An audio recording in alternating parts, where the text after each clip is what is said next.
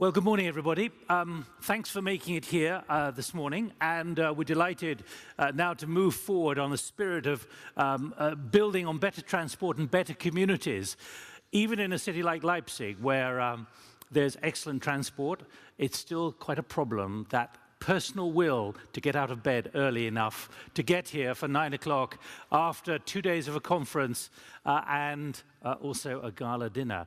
It's not unique to Leipzig or to the International Transport Forum. So apologies for being about 10 minutes late, but it doesn't mean to say the will is not there to make sure that in the next 3 hours there's a very productive understanding, particularly of better transport and better communities, achieving sustainable urban transport, building on what we were doing yesterday afternoon, a discussion about livability and sustainability, not just of cities, but of communities. That's where we're going this morning. We will have a coffee break. We will finish at 12 o'clock for those of you who have urgent travel plans leaving Leipzig or other meetings. Let's hear first, though, from Jack Short.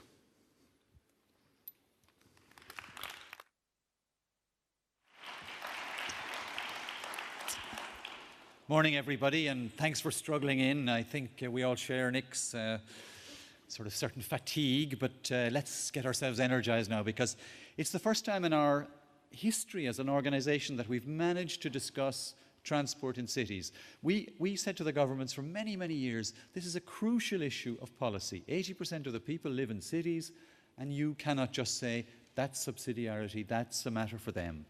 It's a matter for all of us, and governments can help, and governments can set frameworks, and that's some of the things we want to talk about.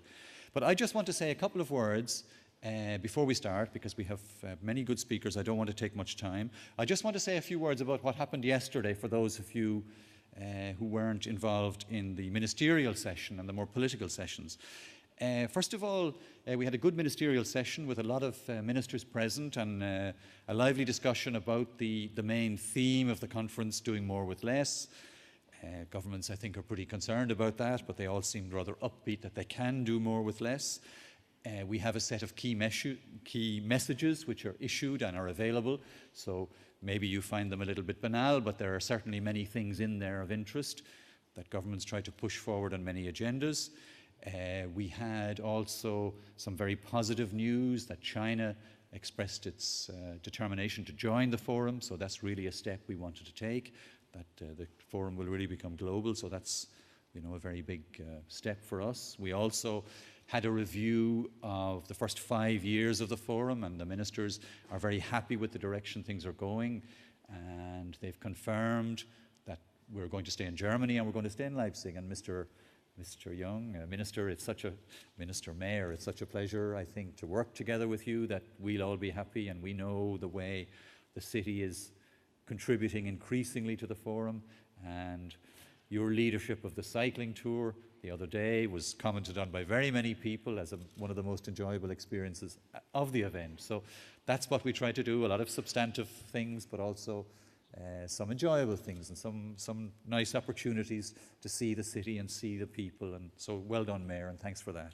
So the review of the strategic direction of the forum, you know, as I said, was well received by ministers, and so we're going to continue with the direction we're moving. We want to try and strengthen some of the links we have, especially with the private sector, and build up those even further, and further consolidate and extend the geographical reach a bit further. Brazil now will be our next big target, and Brazil has already expressed an interest in joining, and I hope they will do so soon, and then we will also consider other countries. So, Nick, I think I should leave it to you to get going quickly, make up a few of the minutes we lost, because I know we have many good speakers, and I hope you have an enjoyable morning and a stimulating morning. Thank you. Thank you, Jack.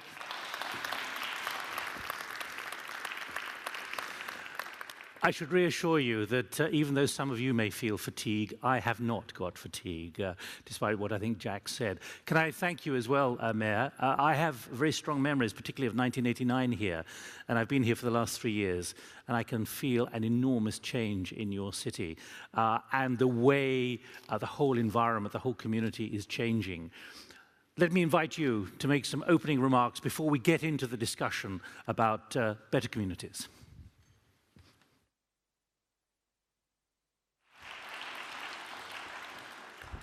Good morning, ladies and gentlemen. Guten Morgen. Dear Jack, dear James Lerner, I'm very happy to welcome you to this discussion on sustainable urban transport and modern mobility strategies in cities.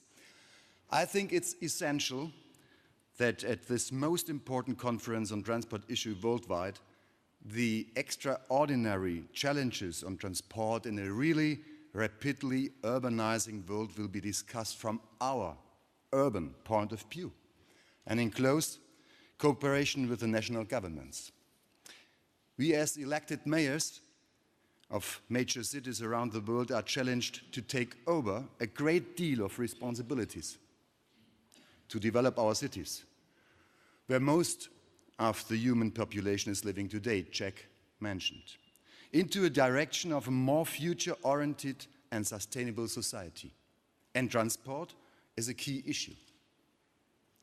Even if our cities differ in many ways from the compact European cities like Lyon, Vienna, Stockholm, Leipzig, to American cities like Houston and megacities like Delhi, represented today here in our discussion, we all are facing a huge common challenge: how to enhance mobility as basis for competitiveness and economic growth, while at the same time to reduce congestion, pollution and noise, protecting the urban environment and improving living conditions for our citizens.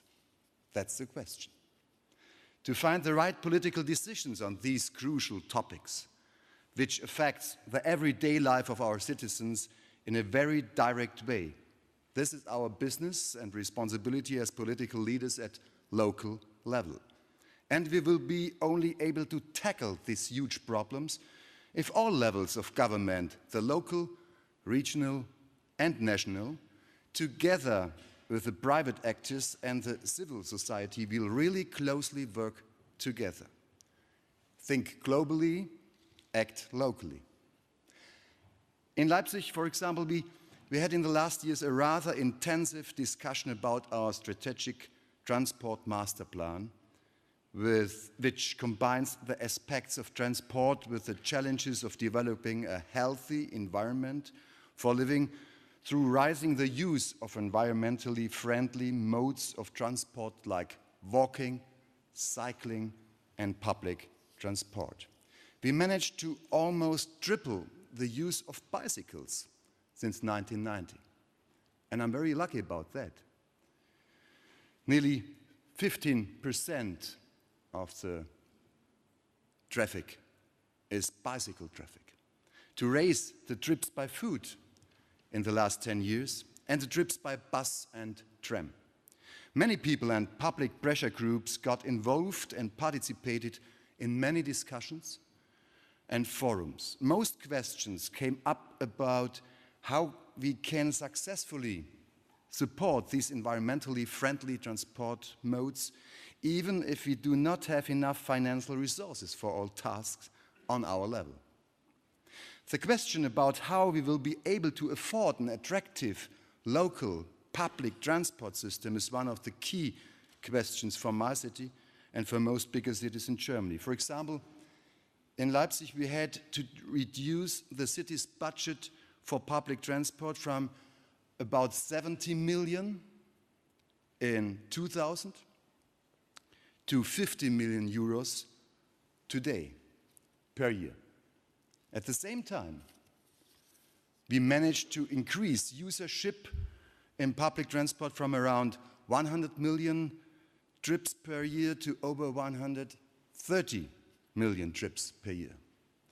This is no doubt a success, but the question is, will we be able to continue like this in the future when we have to reduce the budget further on? My goal is, in the next 2 years, to have a budget of 45 million, to reduce again 5 million. I have to do it. There is an urgent need for finding new financing schemes for public transport in urban agglomerations in Germany, and I think in Europe and in the whole world, and most probably in many of our cities as well. Ladies and gentlemen, on the 1st of March this year, we introduced an environmental protection zone that covers over 60% of the city area, in which only motorized vehicles with low emission are allowed to enter. That's a challenge too. You can imagine what people think about that. Dear colleagues, I'm happy to learn from your experiences and your visions about the future of urban transport and to discuss these and other topics now with you. I think it's a wonderful platform to discuss and to learn from each other. Welcome in Leipzig at the Urban Session at the International Transport Conference. Thank you.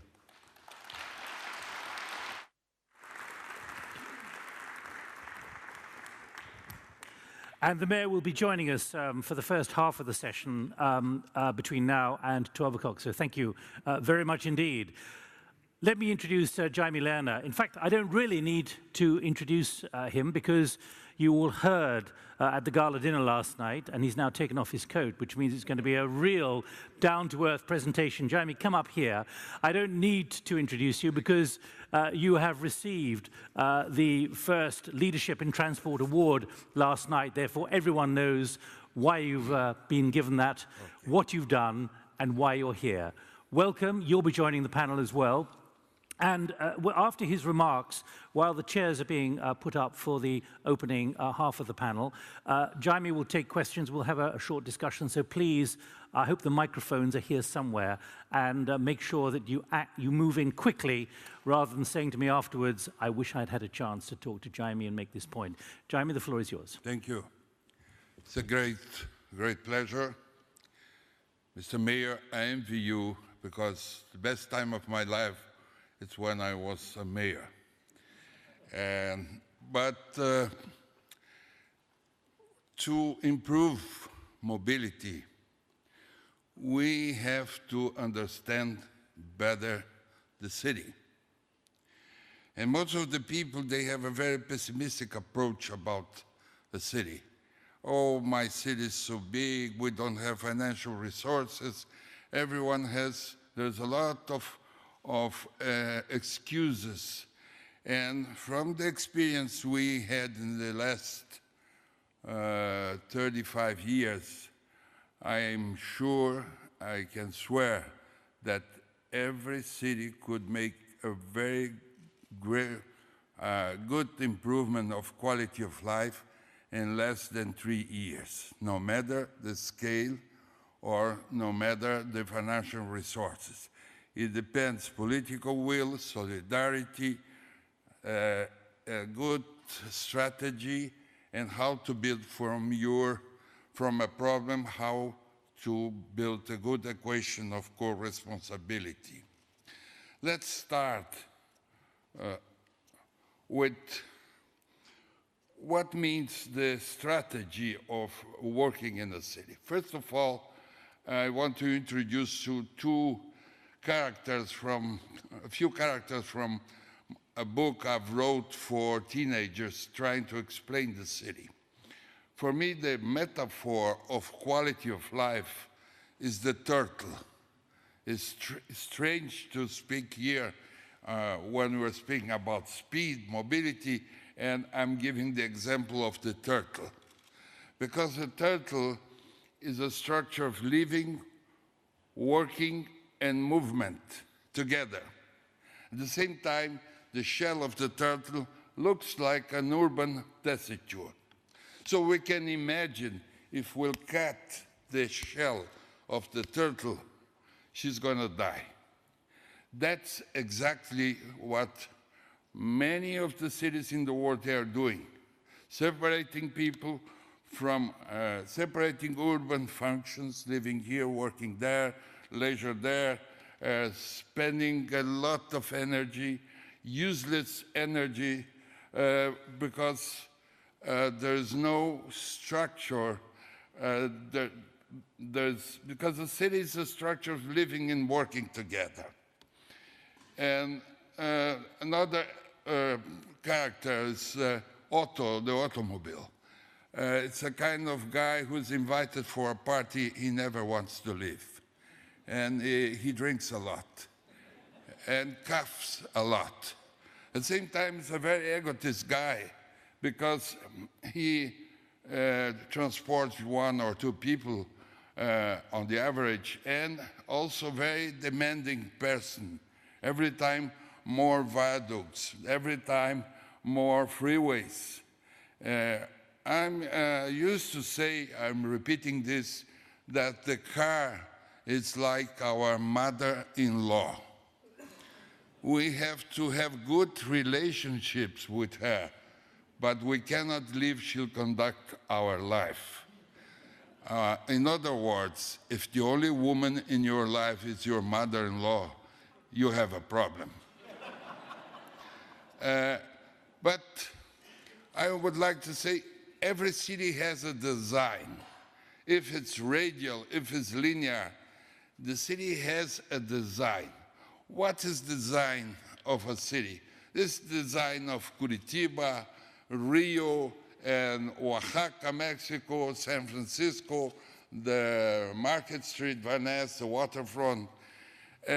This is a strange archaeology where we're trying to get old ways, old roads, and linking them with what is very important for us, and giving them a structure of living, working together. That's exactly what we did in Curitiba. Curitiba has now 2 million people and 3.5 million in the metropolitan area. This is the design of the city. It's the structure of living, working together. And that's exactly where we have more land use. The land use is integrated to the public transport. More density, more offer of public transport. And this is how we organized the whole city. Buses running in dedicated lanes, and we didn't spend money on expropriations. We use existing streets, and that's how it works. But we started a long time ago. We started, and buses in boarding facilities in very good frequency. You don't have to wait more than 1 minute for a bus, sometimes 30 seconds. And that's how we started in 74, 25,000 passengers a day. Now, the city is transporting 2,300,000 passengers a day. When you realize that London, which has the oldest subway, the oldest subway in the world transports 2,900,000 passengers per day, and is much bigger city. So the question is, we have to give very quick answers. We don't have time, and we cannot build a whole network of subways. We have to give answers very fast. This boarding tube is very simple, but it provides to the bus the same performance than a subway.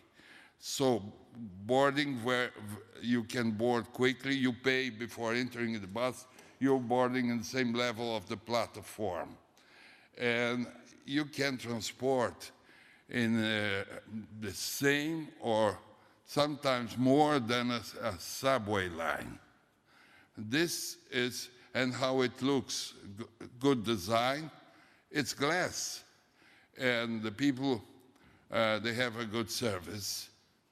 And they're boarding the same level, and there's a few subways that they cannot provide to handicapped a very good accessibility, and this you can go in every part of the city with the public transport and there's a small elevator.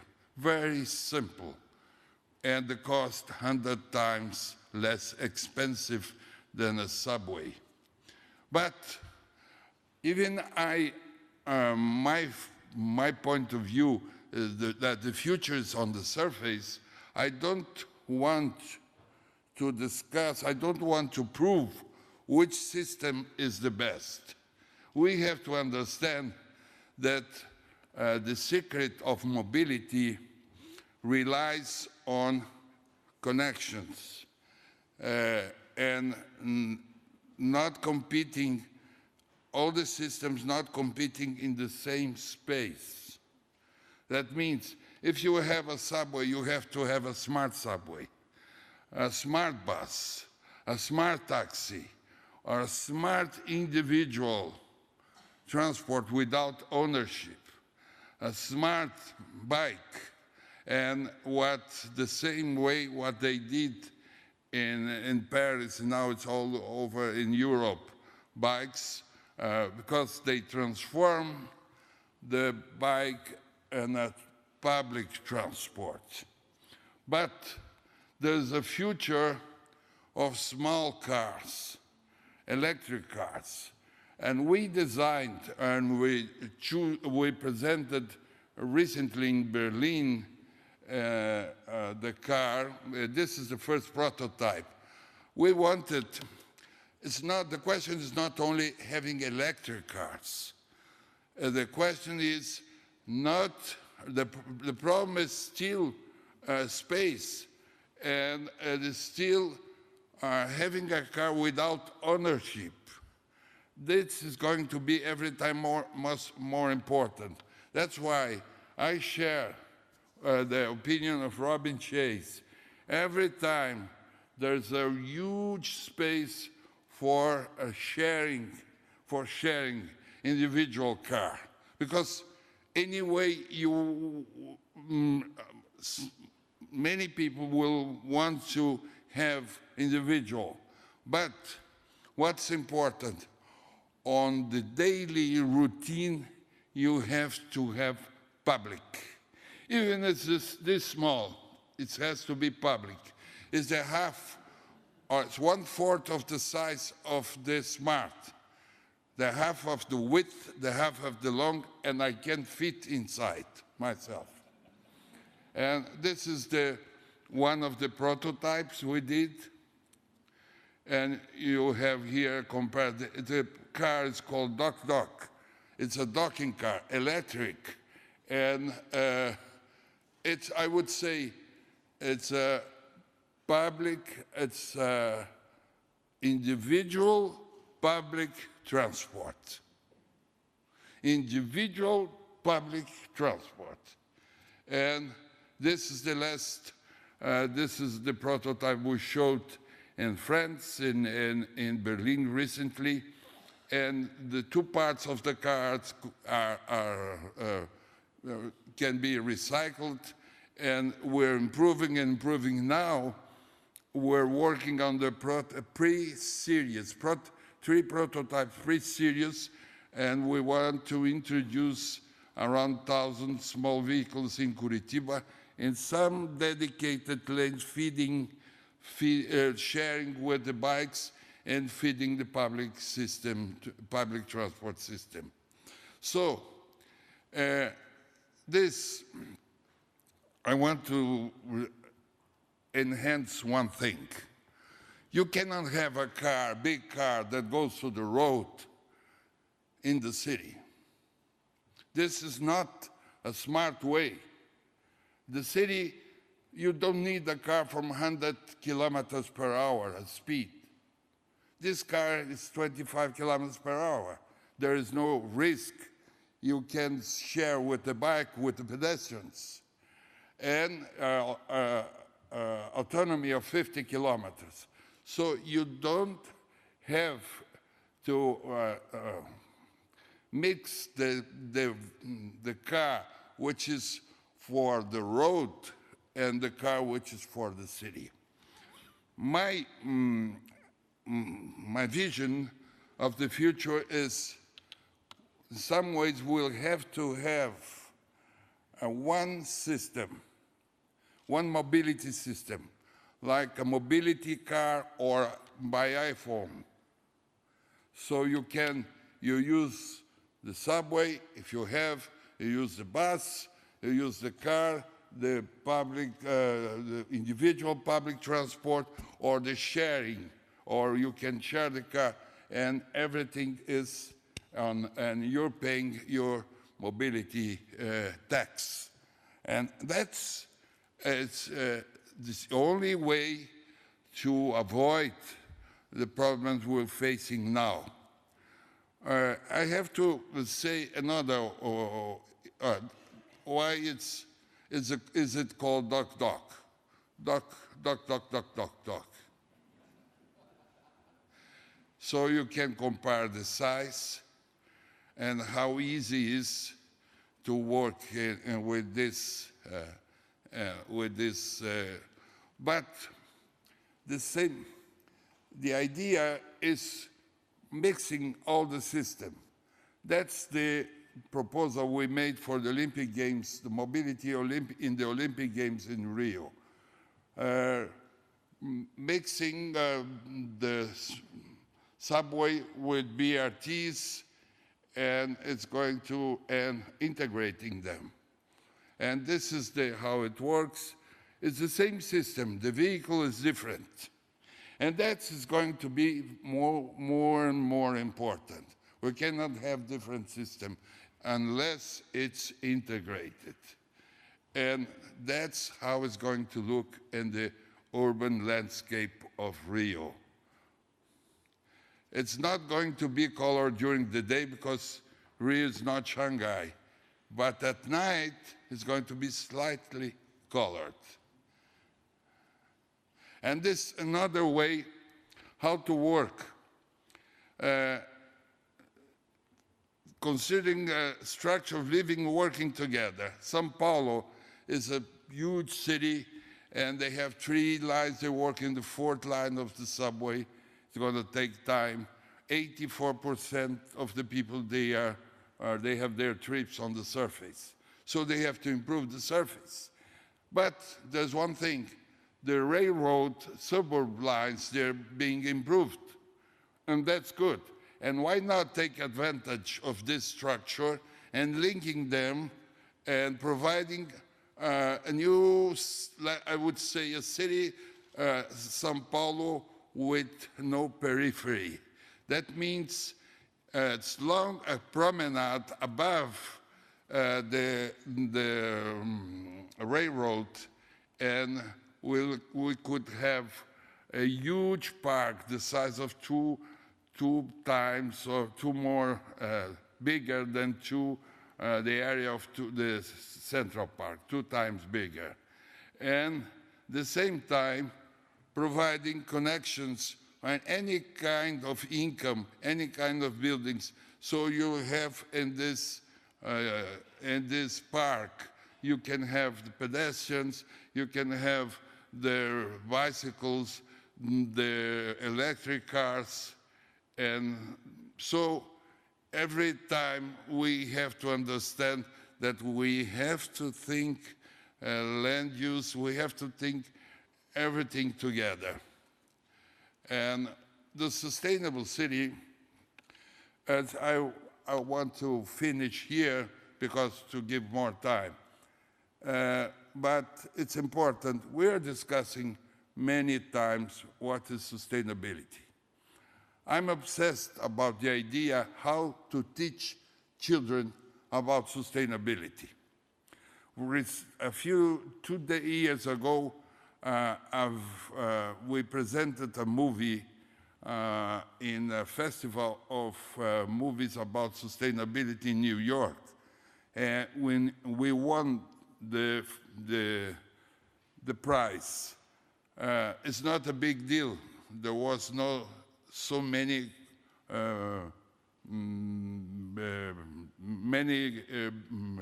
movies, but we win a festival of movies anyway. But the idea is how to make the children understand, because it's becoming very important, to teach the children will teach their parents.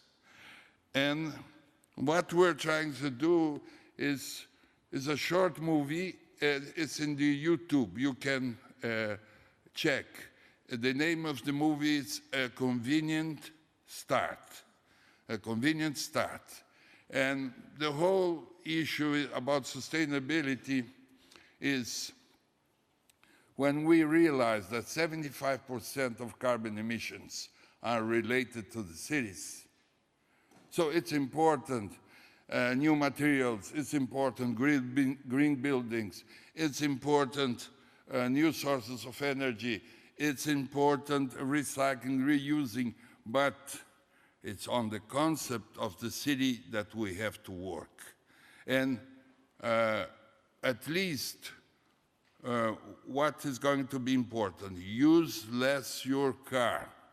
I'm not saying don't use your car. On the routine itinerary, use less your car. Separate your garbage. Live closer to work. And consider that sustainability is an equation between what we save and what we waste.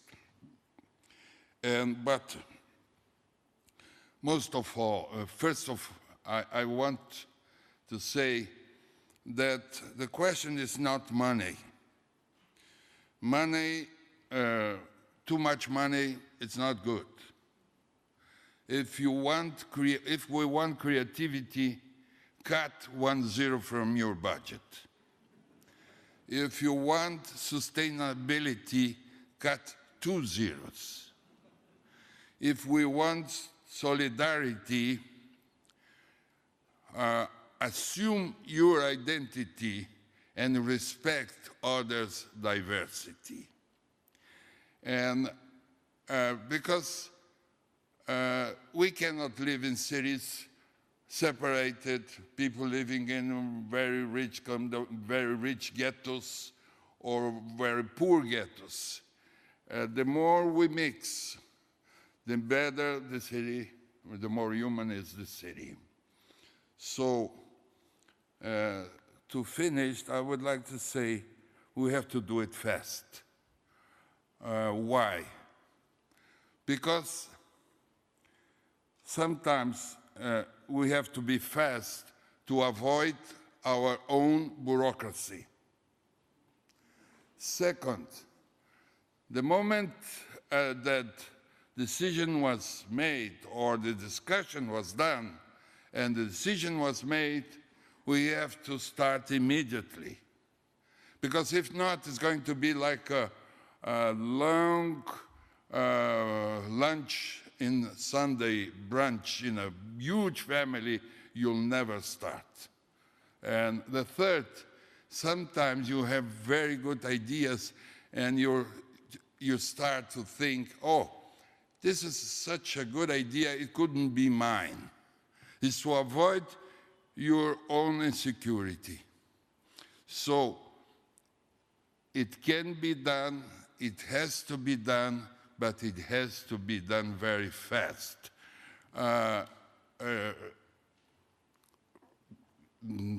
Innovation is starting. Thank you.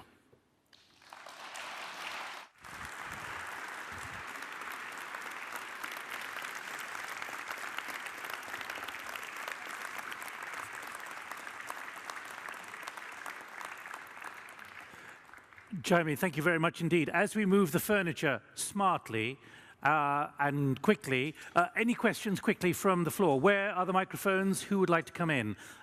If you do want to ask a question, please get the microphone. I'm going to ask you, if I may, Jaime. First of all, is this going to limit and reduce congestion? Will it reduce congestion, what you are talking about? Still the vast numbers who need to travel in a community. Yes, the most difficult issue is change paradigms. We have the best way is we have to show some demonstration effect. But we cannot say, oh, leave your car, because we have better alternatives. We have to have better alternatives, and the people have to check what is it's better. And I'm sure if you can provide a better alternative, the people, they will move from their private cars for public, or shared cars, or individual public transport. They'll move because there's no other way. And secondly, you were talking about cities. We're going to talk now about communities. Is there any reason to see a difference between what you've just said on cities as opposed to communities? We're talking still about towns and villages as well. Okay. I like more and more, I like the saying that says, the city or the village is the place for encounter. I love a good coexistence. We have to provide a good coexistence. And that's why a good way to mix incomes, in the way you can provide to the other, you can provide services, each one could share services with the other. So we cannot have communities, separated communities, people separated by income or by age or by religion. They have to combine. One thing that I like most in my city is, yes, we have very rich condominiums, we have slums, but 80% of the people in my city were living in diverse neighborhoods. Diversity, it's important, very important for creativity, for common life, or to build a community. It's more and more, it has to be diverse, and it has to be a place for opportunities and a place for a good life.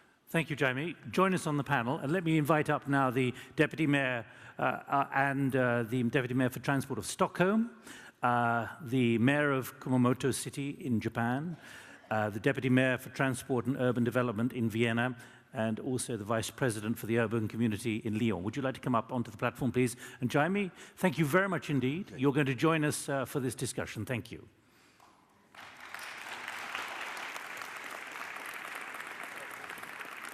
And Mayor Jung as well, please join us. I'd like the Deputy Mayor of Stockholm on the far side. Jaime, if you'd like to sit here, please. Here. I think the names are on there, yes. You're here, yes.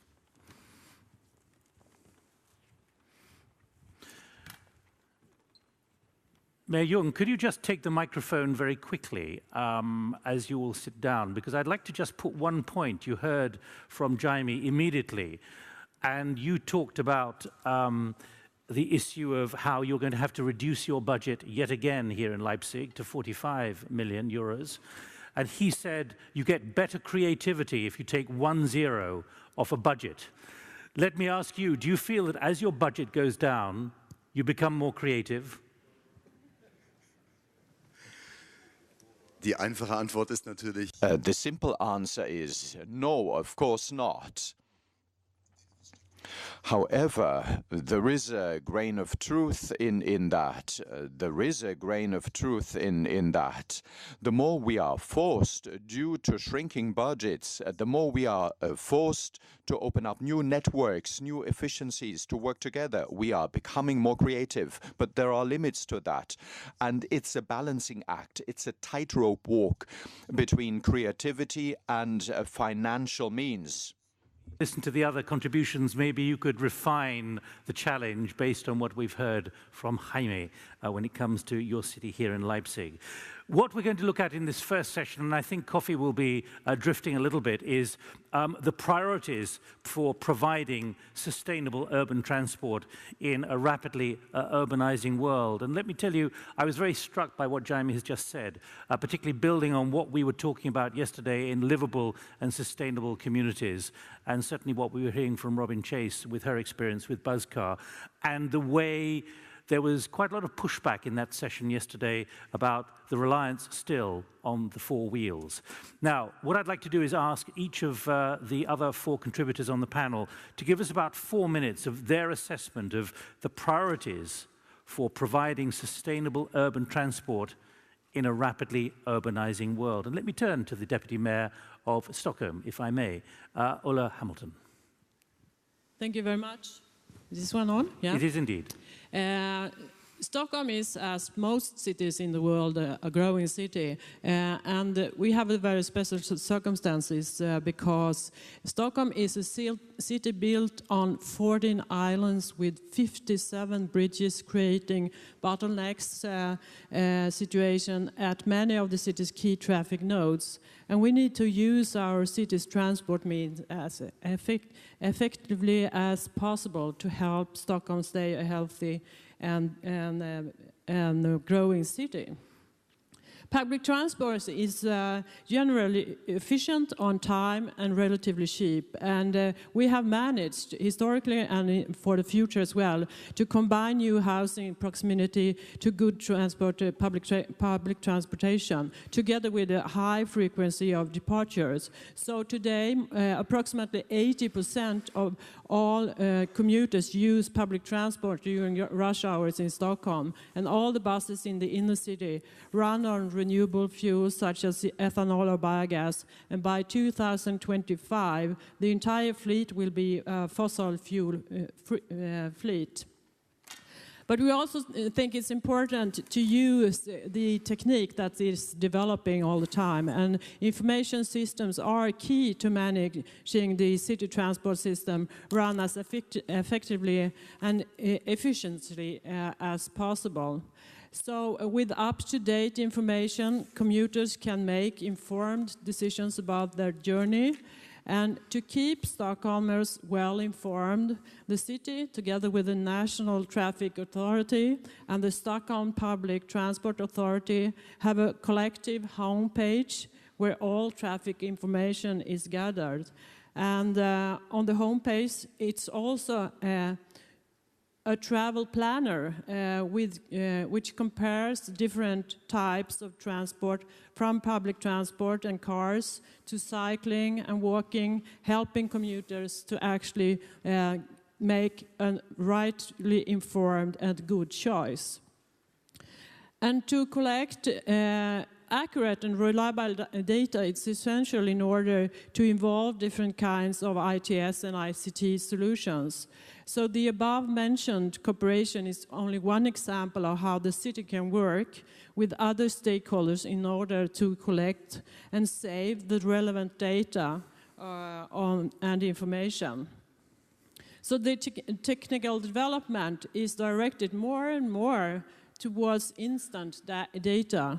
And for instance, to monitor the flow of the traffic by atomized systems provide data that can be used for interesting applications, and also a good source of information to conduct analysis. And I think it's important to underline that this doesn't mean that it's the cities who is going to do this, because the city can provide the data and the source of information, but the city shall not compete with the businesses by developing commercial services, web pages, or applications. But of course, the city can spur development by demanding or procuring these kind of products from companies. But I think it's important to get help or to invite business in order to develop smart solutions. And an example of this is the congestion charge system that we have in Stockholm that was initiated in the inner city of Stockholm in 2006. And this system is developed together with IBM, and it's a large and technically advanced system that actually have reduced the traffic in the inner city of Stockholm with approximately 17%, at the same time as the city has been growing. I would like to underline that. We also have developed, since we are very, very keen on having a good, well-functioning public transport system, we have developed a smart bus priority at traffic signals in the city. And the system employs a combination of GPS and radio technology to give public transport buses priority at different traffic signals. And the system works very well and helps keep inner city buses a competitive mode of transportation. The city is also working in order to see to that more people use bicycles, and we provide an online bicycle planner with digital maps of the bicycle lanes. This is to be combined with an application that contains instant information of the current traffic situation. So I think it's important to summarize that the integrated planning, when you develop new parts of the city, you also have to plan for public transport systems at the same time. And one reason why Stockholm is so well off is that we have been doing that for 50, 60 years. And you have to use technique in order to give the right information to the people that are using the public transport systems and that are moving in the city. And open source, open information is really, really crucial. And you also have to combine this with new smart solutions, for example, electrical cars and loading and charging systems for electrical cars as well. Thank you. Thank you very much indeed. Let me urge you, if you'd like to come in and ask an immediate question, please make sure that I know you would like to ask it, and let's do it quicker rather than leaving it right to the end. And there are at least one microphone, I can see maybe a second one, and I will be looking for, if you can raise a, there's a hand here. Just come in here, please. Microphone here, please. We need to move quite quickly because obviously time is short. But I'd like you to feel you can engage on this if there are particular questions about Stockholm. Yes. Go ahead. I'm Geetam Tiwari from IIT Delhi. My question to Stockholm is that we compared Stockholm with Delhi. Of course, the cities are very different, but we find that in Delhi we have actually more people walking and bicycling and almost similar number of people using public transport. So if we just look at the modal shares, Delhi modal share is more sustainable than Stockholm. But nobody would accept this because we do have other problems of safety and environment pollution. Right. So what would you suggest for Delhi? Right. We will be hearing from the minister as well. But do you have a thought there that maybe on the metrics, Delhi is doing better than Stockholm? Yeah, I've been to Delhi, and you are doing quite well. But the use of what kind of fuel that you use in the public transport system and cars is, of course, of great importance. It's not only the percentage; it's also what the kind of fuel the public transport systems are running on. And you're doing a great job there as well. But there is a lot of other things that you have to do in order to reduce CO2 emissions. So let's open that discussion with the minister himself, who's sitting in the front row in the second session. Jaime, if you'd like to jump in at any point to challenge or give a smart idea from what you've heard, please do. Don't leave it to the end. Anyone else quickly? Or let's move on. And by the way, if you're still struggling, to work out where you can hear the translation, the list is on the side. English, French, Russian, German, and Japanese. Quickly. I just had a quick comment. I think the issue of planning is very important, particularly in developing countries. And if we're talking about Delhi, the big difference is the influx of people. We're talking about Stockholm at the moment. Yes, but just the minister talked about planning. And I think in developing cities, planning is a problem. You can plan, but implementing the plan often does not happen because of all the factors that do change from the plan. And Jaime was talking about bureaucracy. Just quickly, the problems you've faced in Stockholm. Any country, when you are dependent only in the big cities, so it's going to be more and more dense. What I think could be a good way is how that's on the ministry level, the country level, it provides a good balance of opportunity and the whole network of cities. Because if every country will have just one or two poles, it's going to be very difficult. As long as you can balance opportunities, and due to modern technology, you can do it much easier than it was in the past. So in my country, for instance, in my state, we have 399 municipalities, and we provide alternatives. It's not the only capital that is the only opportunity. But this is, I think, every country has a different way. But I'm sure on saying that they discuss about migration. It's every time. It's not.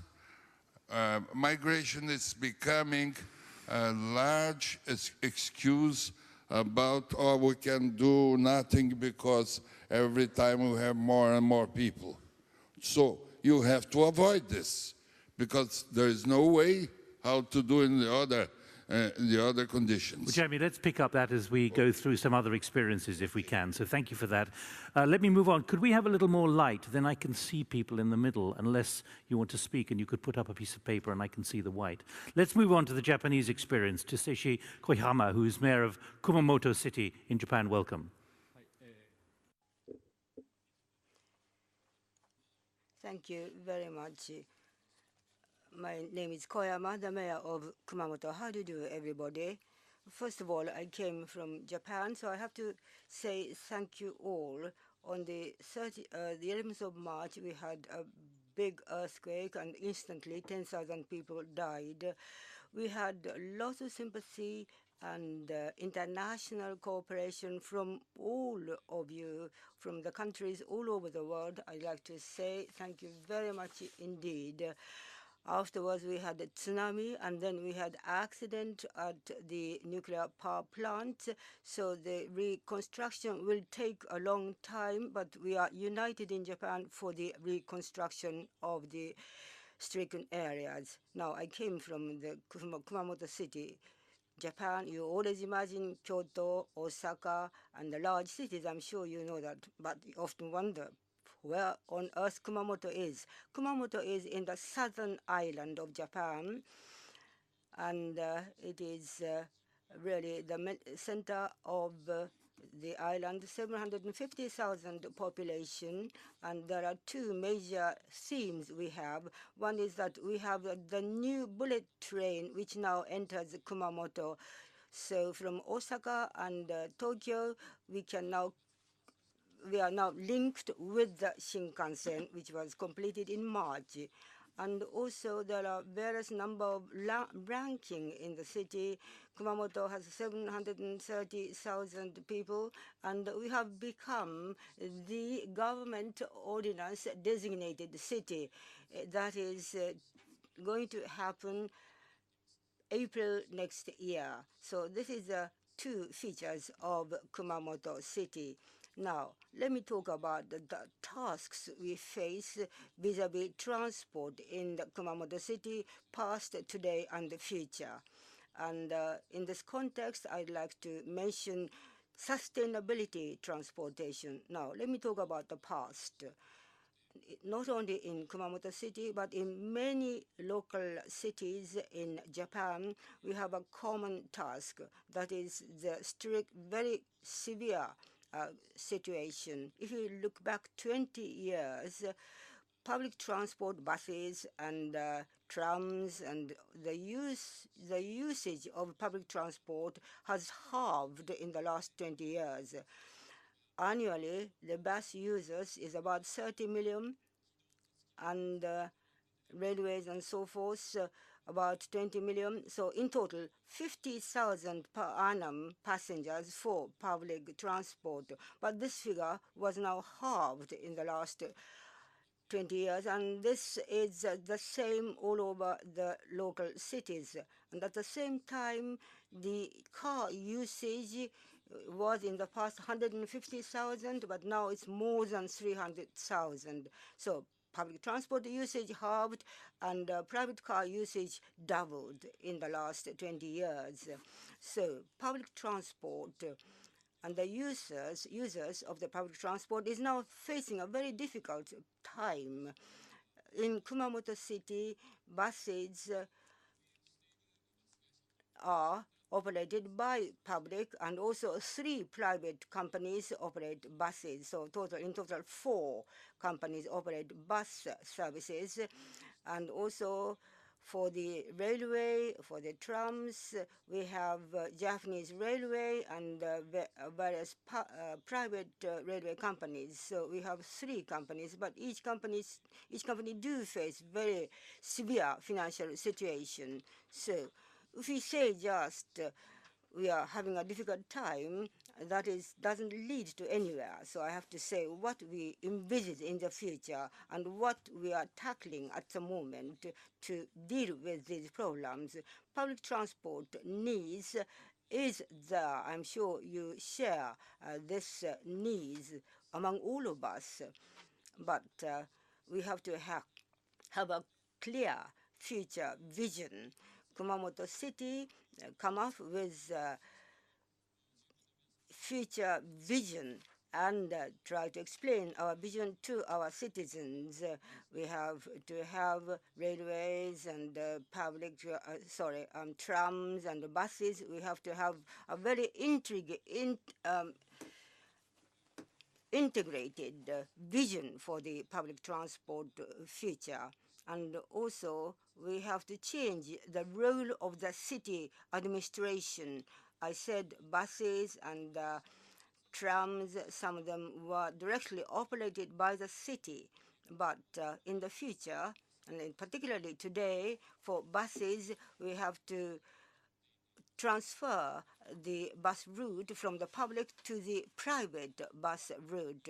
You might think it's going against the current trend, but it is important for us to envisage the change of the role played by the administration. We have to play a kind of role of coordinator rather than having the ownership of the public transport. We have 3 private companies and 1 public company. 4 companies involved in the public transport must be cooperate and also at the same time compete. So in the past, the companies which had profit increased and expanded their route, but if the routes did not make any profits, then it was cut. And that in turn lead to the vicious cycle of not being able to use public transport fully. So we, as the city, have to play the role of coordinating the entire public transport. So we are thinking of a model bus route and trying to run the buses in the model bus route to improve the public transport. And we introduced the idea of PI, public involvement. In other words, city development through public involvement and collaboration. Decision-making should be encouraged by the participation of the public. That is a very important point. And also, we try to encourage barrier-free transport, and railways and other transport should be well linked.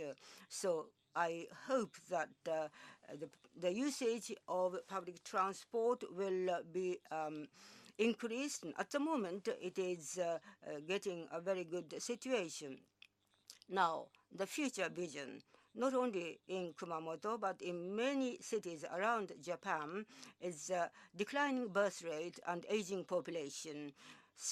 People over 65 account for 20%, but in a few years' time, it will be 25, 30, and over 40% of the population will be over the age of 60. There are many people who are not able to drive anymore, but we have to offer services and town which is livable and citizen friendly. And to this end, public transport is extremely important. And in this context, we often refer to the loi d'orientation des transports antérieurs, and that also involves the idea of transit rights. We want to come up with kind of laws which incorporate transit rights for the citizens. Sustainability and sustainable transport routes is important, and more important is city development through public involvement and collaboration by the citizens and in the decision making. Of course, it is more convenient to drive a car from door to door, but this kind of convenience must be sacrificed to encourage the use of public transport, and us on the part of administration must encourage this kind of future, and this in turn will lead to sustainability of the city. Thank you very much. Before we go to Vienna, let me just ask you, Mr. Mayor, it sounds like you're accepting you've got the model for public transport particularly, and the whole transport system in your city wrong at the moment, and you're literally trying to turn it on its head.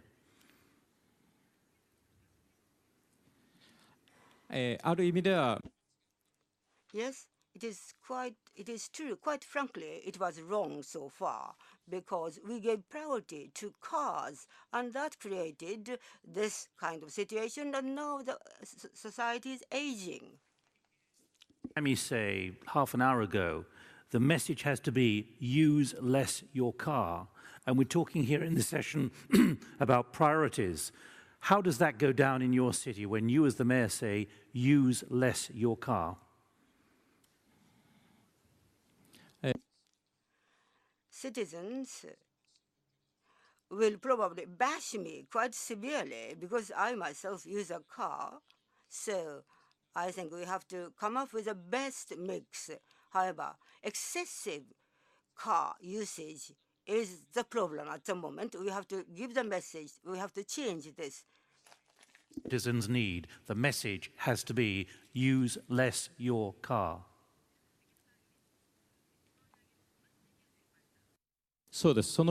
Yes, that is true. We have to give the message, and then we have to give them a vision for the future together with the citizen and decision making with the citizens. Thank you.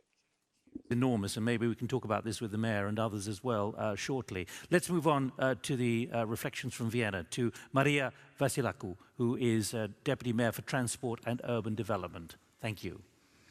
Einen schönen guten Morgen. Good morning, ladies and gentlemen. I think there are three questions that we have to answer when we start thinking about sustainable transport planning. The first question is, do we actually have to go down a certain road? I'll come back to that later on. But the question is, how long are the ways that we have to travel? And the second question is, do we really depend on the car? Because one thing is obvious, if you depend on a car, you're going to use it. And it is our task to offer alternatives. And the third question is a recent one. Do you really have to own a car? What I usually say is, if you want to have a glass of milk, then you're not going to buy a cow. And it's true for the car as well. This is also true for our car ownership. So first and foremost, just a few basic data on Vienna. Vienna is a strongly growing city. Currently, we have a population of approximately 1.6 million inhabitants, and in the next 2 decades, we will have reached 2 million, and until 2050, we will have grown to a number of 2.5 million inhabitants. Whether we grow or not, this is not up to us. This is to do with the European internal migration, plus the fact that Bratislava is growing as well. So in sum, we will have an axis between Vienna and Bratislava, so we are in need of common planning. Another thing is that Vienna suffers from the suburbanization problem, meaning that we are the ones moving out of the city. As soon as a young couple has their first child, they want to have their nice little house somewhere in a green environment, and this is the periphery of Vienna created by them. And day to day, they commute to the city by car and out of the city in the evening.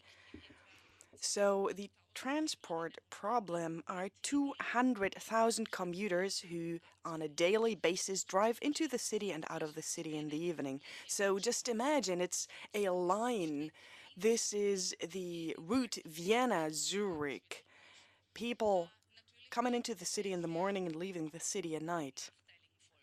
Of course, there are very negative effects for Vienna and the region as a whole.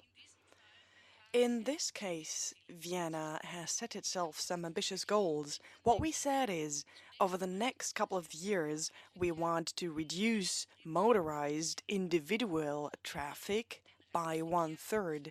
We want to double the number of bicycles. Currently, it's 5 to 6% bicycle, and we want to double that within the next 5 years. And we want to have an exemplary share of the use of public transport. It's 25% now, and we want to double that to 50%. Of course, the goals sound nice, but it will be a lot of work to actually reach them. So what do? First and foremost, there is a number of measures. For example, with regards to the commuter problem that I have just presented. A debate that we currently have in the city is the expansion of parking space. We want to have parking space everywhere in such a way that commuters do not have to drive into the city but can leave their car somewhere in the outskirts. It's a very controversial debate, and nevertheless, I have to tell you that I can't tell you now what we will decide on in a year, because transport policy in Vienna is decentralized. We have 23 neighborhoods, and they have their competence of decision, and this actually makes transport debates rather complicated.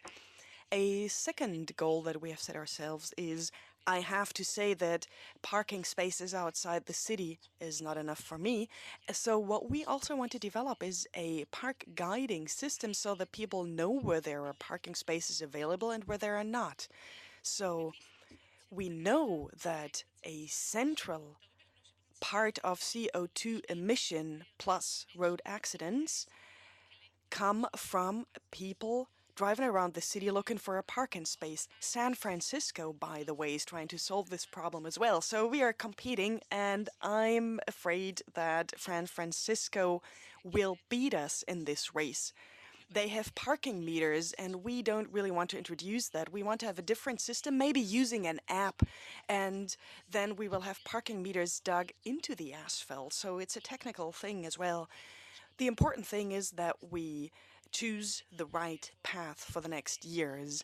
Then we want to introduce a speed limit to 30 kilometers per hour throughout the city, with the exception of some traffic and transport routes. And that brings me to infrastructure. On the one hand, it is about expanding bicycle infrastructure. I have to say here that for a decade already, Vienna has had a system of bicycles that you can take from public terminals and rent them at a very low cost. Furthermore, this bicycle system is well integrated into the public transport system. But as I said, this is about expanding the infrastructure and raising awareness, so it's not only about infrastructure. You have to do advertising for bicycle. And this is the experience of all the cities with which I've been in contact so far. We need major campaigns, and we will have them in Vienna. There are many things, a long list, and time is scarce. But I think the essential point is the integration of different modes into the public transport network. What we are doing currently is from 2012 on, we will have a car-sharing system that covers a wide area and is integrated into the public transport network. Our vision is that there will be a time when you will need one single card for the entire system. And my final point is of particular importance to me. I think we cannot estimate highly enough how much you can achieve with smart urban planning in advance, away from vehicles, creating green spaces, creating room and space for leisure time. The battle that we have to win in European cities is the battle against the need of a little house in a green environment. We have to create cities where people want to raise their children in, and this is what we are working at in Vienna. Message which is coming through, I think, both yesterday and today. I'll come to you in a moment, if I may, because I think we need to go to Lyon, because there's a clear message coming through, particularly about the political challenge of selling this. We have 3 mayors and deputy mayors on the panel, and I'd like, after we've heard from Lyon, to get into how you sell the smart technology, the smarter ways of doing things. Your microphone is working, Michel Vullien. The floor is yours. Oui, merci. Bonjour à vous tous. J'ai le plaisir de transmettre le salut du... Hello, ladies and gentlemen. Welcome. I would like to send my mayor's greetings. Many things have been said so far, and I would like to give you some information on the city of Lyon in France. We're not only talking about the city. All in all, we are talking about 58 municipalities. The president of Lyon is also the mayor of this urban community. That means it's 57 municipalities plus the city of Lyon. In Lyon, there are different modes of transport. We don't have cable cars, but we have buses, a subway system, trolley buses, and another system that is close to a cable car on a mountain. And additionally, we have already heard it, there is a technical aspect that we work on in Lyon. 50% is run electrically in public transport. We also have a modal system, and we try to be an active and proactive partner that collaborates with producers in order to introduce new models in the city. We experiment a lot. We are testing new vehicles of different manufacturers in order to come up with a smarter transport system.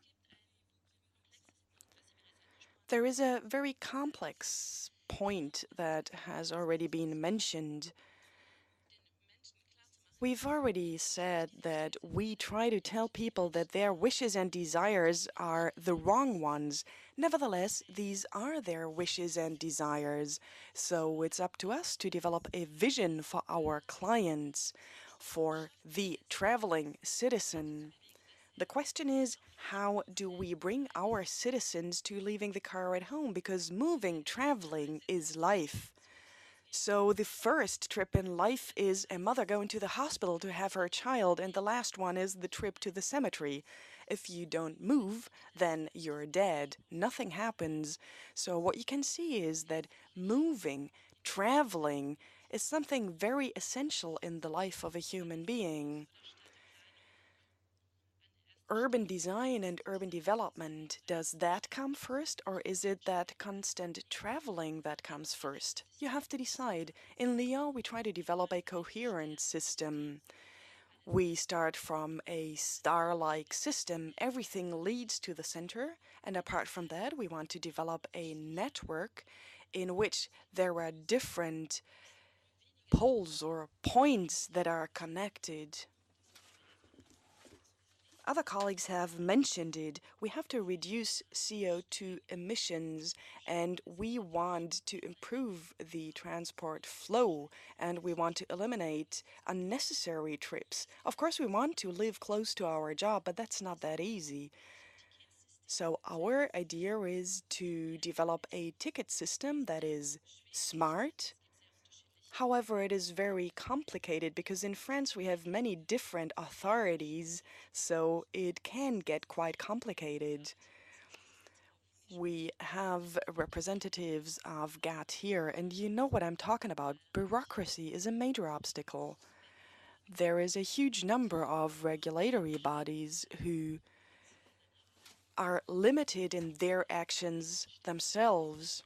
Lyon is among the first cities to introduce an urban transport planning system. You can see it in France. We realize when people move, travel, they often don't know in which competence area they are moving. They don't know who is paying for what. Where.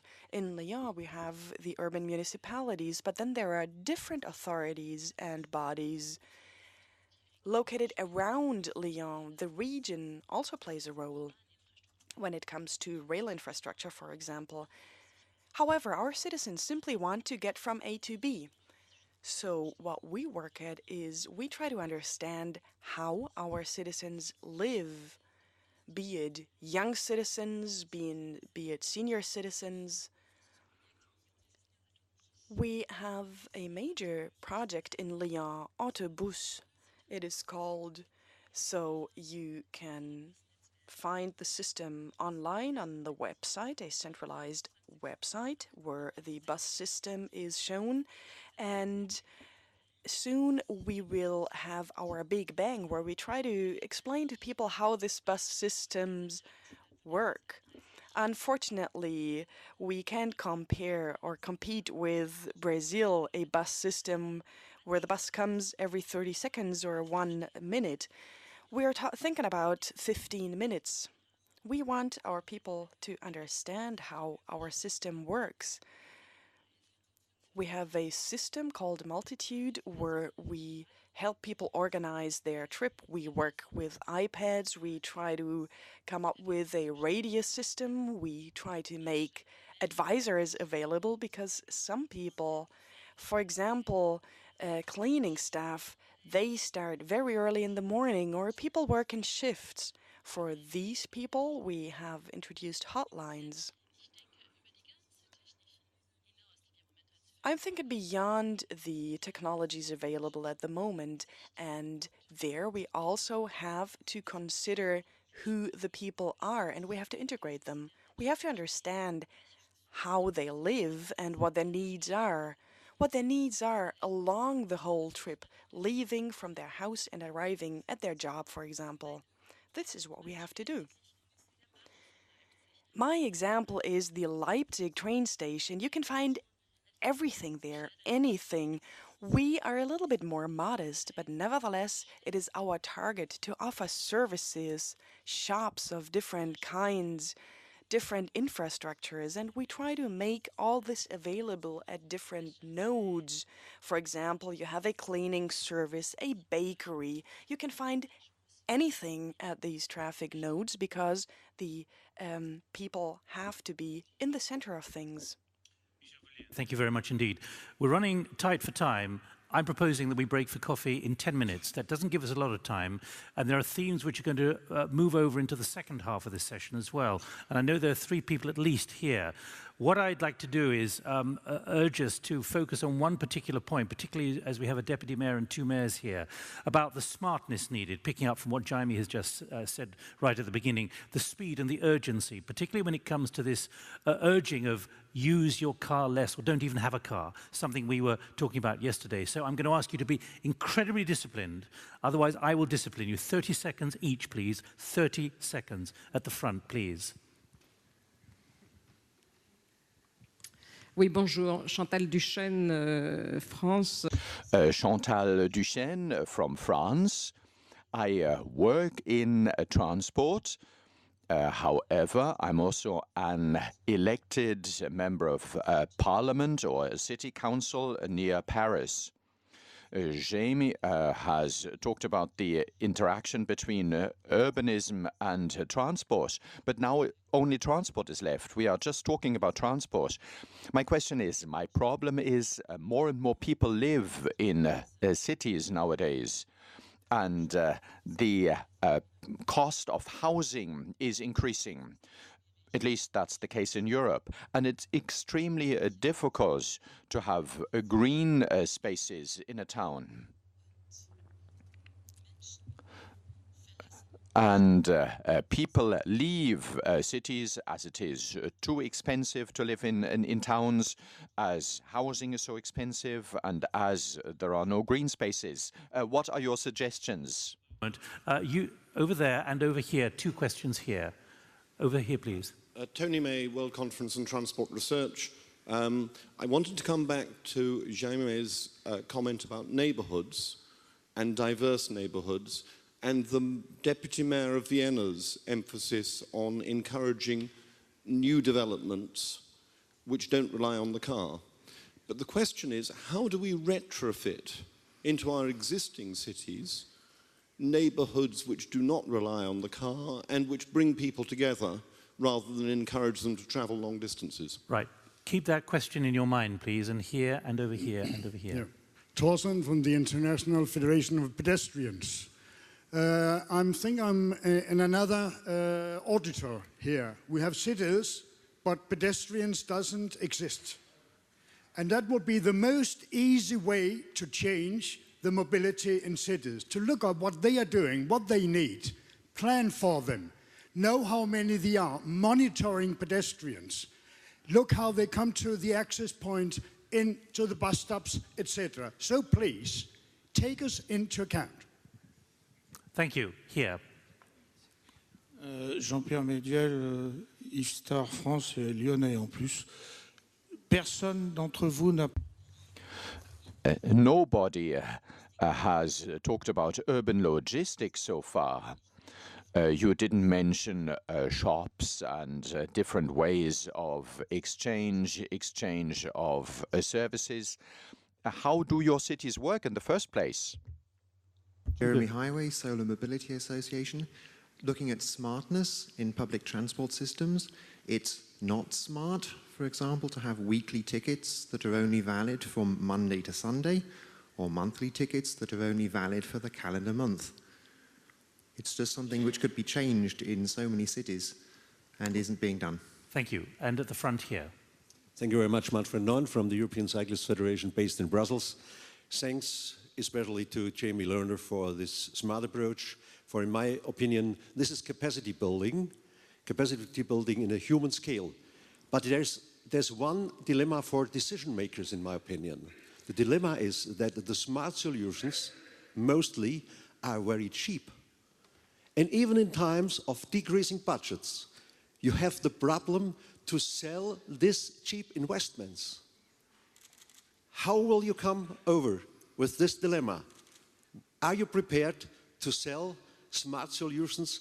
Are you especially prepared to sell active mobility in cycling and walking? Thank you. Thank you. Well, that's the question which I started off suggesting to you, was the way there's a convergence, whether in Japan or Vienna or in Stockholm or Lyon or indeed here in Leipzig. We have 5 minutes for you on the panel. You can contribute later, of course. But picking up this issue of smartness versus the real financial constraints and the urgency of the need, which you've all defined, and the politics of selling that to people, particularly the politics of these new priorities and this new change. So can you keep your answers brief? I'll have to discipline you, but Jamie first, please. Okay. First of all, I've heard about people leaving the cities, commuting. I'm afraid to say that the cities, most of with very good infrastructure, are now going to be empty. There are parts of cities that they are empty 16 hours a day. That means there is no, on the 24 hours, the city is not being used. Mostly downtown areas, that's why there is no street life, good life, and the people, they want to live in the suburbs. Because the best, I cannot imagine living in the city, living outside the city. There's something wrong. The city is not as good inside the city. So we have to provide better housing, cheap housing. There is a lot of empty areas that then you can fill. The second, smart we have, people are afraid to do very smart problems. And normally they are too much attached to the budgets. We didn't have money to build our system of public transport. So the equation was the city invested on the network, invested on the itinerary, and the private initiative, they invested on the fleet. Okay, Jeremy. That's, I'm finishing, it's very important, because in rich countries, you want to subsidize everything, and you don't give room to a faster way, to more, as the mayor said, to private sector to interfere more and to help you in your budget. Jeremy, thank you. You have to ask, I'm right. sorry. As an ex-mayor, I'm sure you can contribute as well on the political side, but Mayor Young, the floor is yours. And for all of you, this issue of how you take on the political challenge now of convincing those you are serving and who vote for you of what has to be done given the new realities.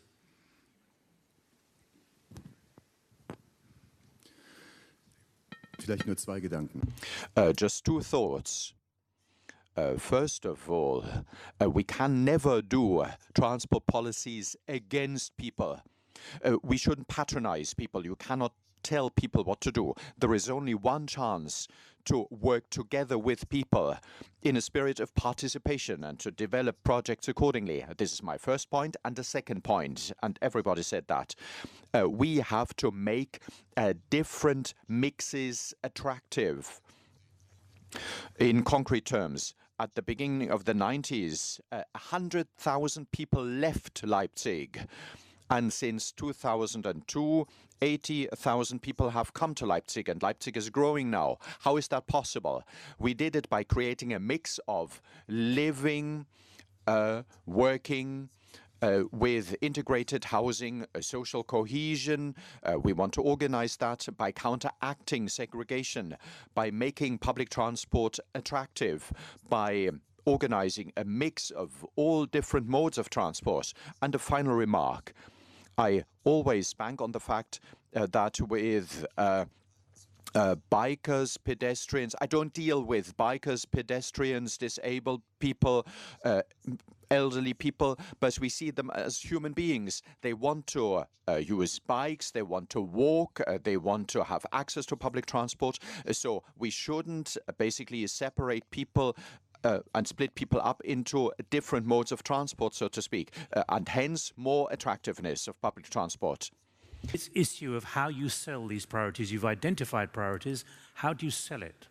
I think it's important to set up goals for the city and to involve people in those goals. We have an environmental program in Stockholm decided by the city council that says that we have to reduce the amount of cars, that we have to increase the amount of people using the public transport system, bicycles and pedestrians.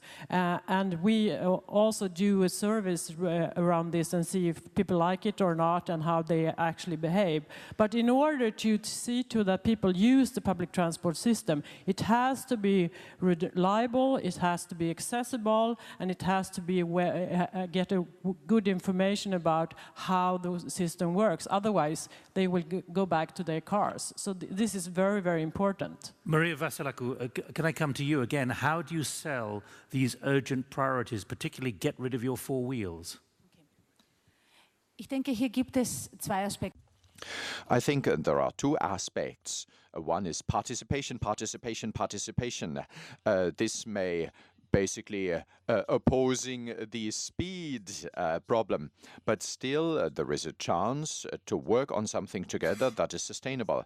As my second point is, nobody was born as a car driver. We are car drivers when we drive a car, but other than that, we are mothers, fathers, bikers, pedestrians, and we all want to have a garden in front of our house. We don't want to have smelly roads. We don't want to have noise. And we need light, water, freedom of movement, green spaces, and we have to promote that, especially through participation. But particularly the question what we can do in older boroughs, namely to quieten down traffic. You cannot always win, but in some it works. Quick word from Lyon. The politics of selling this, given you've identified the priorities. Oui, alors la difficulté. The difficulty is that we have to be fast. Hence, I couldn't mention e-commerce, for instance, but in Lyon, there is a difficulty for delivery of goods for the last kilometer. We want to rely on the expertise of citizens. We have created something here. We work with this council. There are different topics which are raised in this development council. For instance, we want to use parking spaces as a lever for the development of towns. There are parking management systems which you can introduce, but in Lyon, there is a big pedestrianized area in the town, 30 square kilometers, where pedestrians have a priority and all slow cars have priority. But Lyon was the first town to provide bikes with the Vélo system, and you can go by public transport for 1 hour free of charge. Challenge you have confirmed that your city faces, and you've heard the challenges for fellow deputy mayors and mayors here on the panel.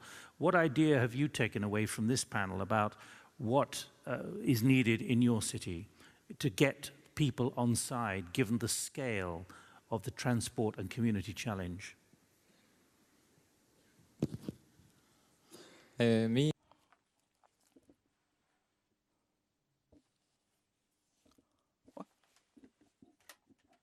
Each country has different ways of dealing with the problems. First of all, it is important to have the clear vision of the public transport transport networks, and gradually you have to convince the residents that we are going to implement this idea and that idea.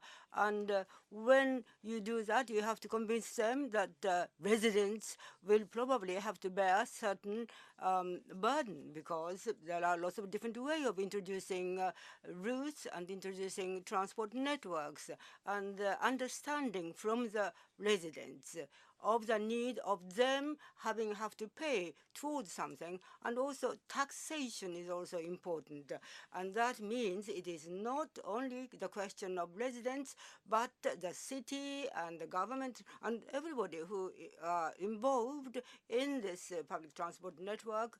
We really have to understand clearly what is the current situation. Thank you. I think we've aired quite significantly these major challenges. I'm going to call a shorter coffee break so that we can be back in here and have the next speakers. We have 5, and Jaime, you can still contribute, and others can still contribute. Let's just pause in our discussion. We're going to be considering how different levels of government cope with these challenges which we've been identifying, again, pushing this issue of smartness and political will and the political challenge. Can I thank all 6 of you very much indeed for keeping to time as well. Thank you.